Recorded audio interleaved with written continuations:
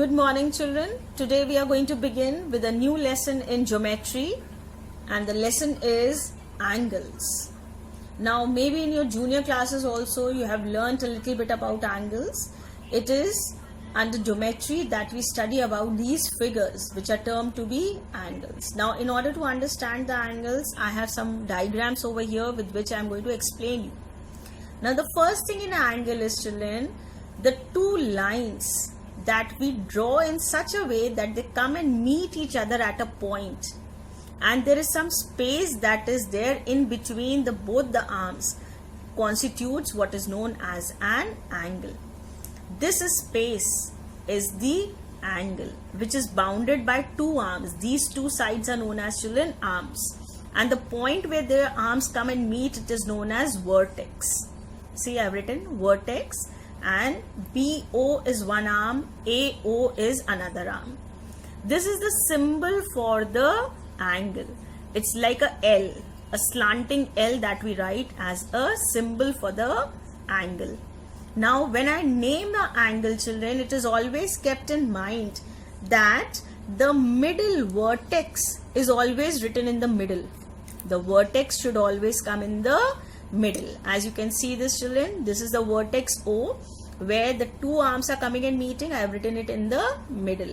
So this can be named as angle BOA or angle AOB. Either from this side or from this side we can give it a name. Then the space that is there inside the angle, the space that is carried inside the angle is known as interior, and the space which is outside the angle is known as the exterior. The unit of measurement of an angle is degree. We measure the angles in degrees, and the symbol for a degree is a small o. See, a small o, or you can call it like a zero. It's a small round thing that is made. The angle measurement of one complete rotation is 360. Now this I'll explain you a little later. But for now, you understand, children, that 1 degree can be divided into 60 equal parts, and every part is known as a minute. We symbolize it like a prime. This is a small dash that I have made, a slanting dash, children. It is known as a prime. And 1 degree is equals to 60 minutes. 1 degree is equals to 60 minutes. And 1 minute is equals to 60 seconds. The same measurement that we use it in time is written over here. Only difference is you have 1 hour is equals to 60 minutes, and in degrees we call it as 1 degree is equals to 60 minutes. Now suppose I have to write 25 degrees, 30 minutes, 15 seconds, children. I will write as at 25 degrees. 30 with 1 prime means minutes. 15 with 2 prime means seconds. I hope this much is clear to everyone. Now the next topic we cover up is the types of angles. That means how many different types of angles are there. Now this types of angle will depend upon the measurement, children. That means how much is the measure of the angle. The first one we begin with acute angle, children. If the angle measurement is less than 90, that means the measurement of the angle is less than 90, it is known as acute angle. What is it known as? Acute angle. See, 60 degree less than 90, so acute angle. 80 is less than 90, so acute angle. If an angle is more than 19, children, it is known as obtuse angle. An angle which is more than 90. Less than 90 was acute. In the same way, more than 90 but less than 180 is known as an obtuse angle.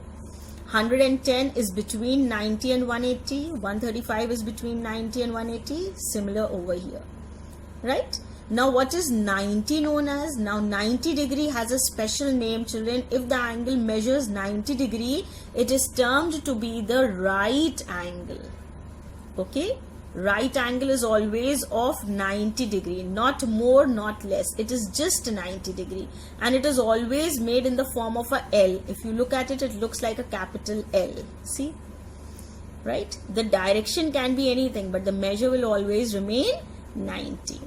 Now if the same way, if the angle is only 180, not less or more, then that angle is known as a straight line angle. Now the angle is always in the form of a straight line. See, now they look to be slanting over here. If I look at it, it looks slanting, but if you look at it, it is not curved from anywhere. If you keep a scale, the scale will show a straight direction. That means it is a straight line angle. This measure of a straight line angle is always 180.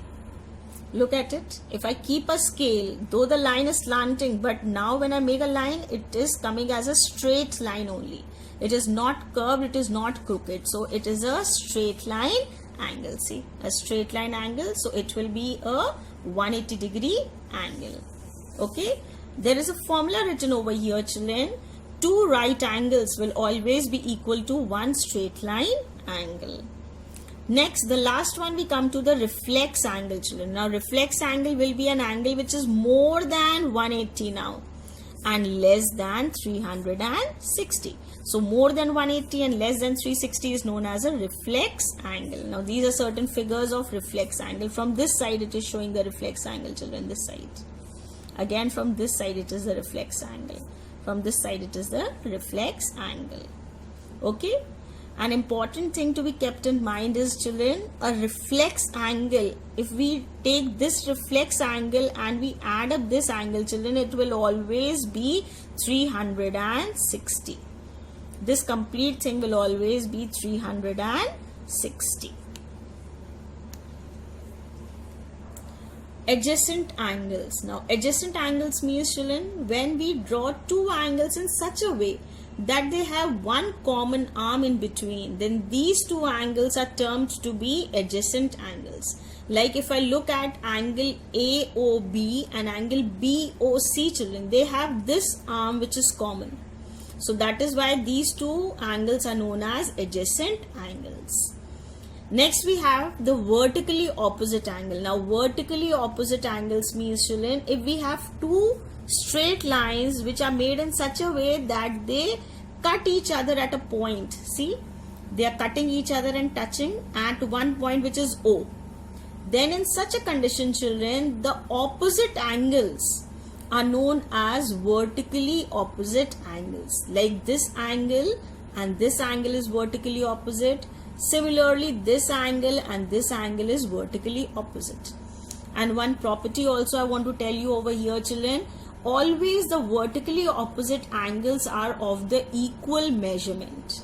They are always of equal measurement. If this angle is 120 degree, children, this angle will also be 120 degrees. Similarly, if this angle is 60 degree, this angle will also be 60 degree.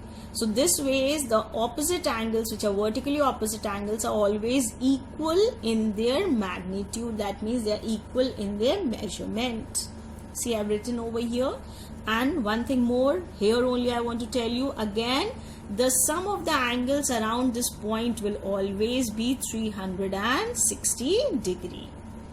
The next and the last one, we come to the congruent angles. Now the congruent angles means any angle which has the same or equal measurement is said to be congruent to each other. Like I have drawn two angles over here, children. Both are 60 degree each. That means both of them are congruent to each other. They are the congruent angles. Now some illustrations I want to show you, the solved examples that are given from your book. See, I have drawn a figure, children, AOB, and then there is C. And one side it is written 75 degree and other side it is written x plus 10. Now if you look at it, children, this is a straight line. It's given that AOB is a straight line and angle AOB, this one, is a straight line angle. Always a straight line angle, right now I told you, will be 180. Now under such condition, if I have to calculate the value of x, how will I go about it? I know the sum of these two is 180. So with that, we proceed further. Angle AOB is equals to angle AOC plus angle BOC. That means addition of these two. That is what I have written. Now AOB I can write it as 180. AOC is given in the question as x plus 10. And the BOC angle is 75. So when I am going to open the bracket, I am going to add these. So it will become 180 is equals to x plus 85. Now this 85, children, because I am going to bring it from one side of is equal to the other side, the number goes but the sign changes. If it is a plus sign on the other side, when it goes it becomes minus. So this 85 will become minus 85. And only x will be written this side, and when you subtract it, plus minus is minus, so we subtract it and we get 95 as the value of x. Similarly, one more example I want to tell you, children. See, there are so many angles that are made, but they are made around one single point, that is O. In such a case, children, the addition of all these angles which are there around a point should be equal to 360 degree. That's a property because it is a complete angle, and the value of complete angle I told you in the beginning is 360. So this is how it comes 360, because all these angles are around a point and they are always equals to 360. So if I am going to add these four angles, 1, 2, 3 and 4, the sum will be 360 degrees. So with this we complete the explanation portion for the angles. That's the introduction. In my next video, I'm going to tell you the second part of the same chapter, angles. Till then, take care, bye-bye, and please do keep liking, commenting and subscribing. That is very important. And one more important thing, children, if you have not hit the bell icon till now, please hit the bell icon, that is a notification button, so that whatever videos I'm uploading, you are being well informed about it. Thank you and bye-bye.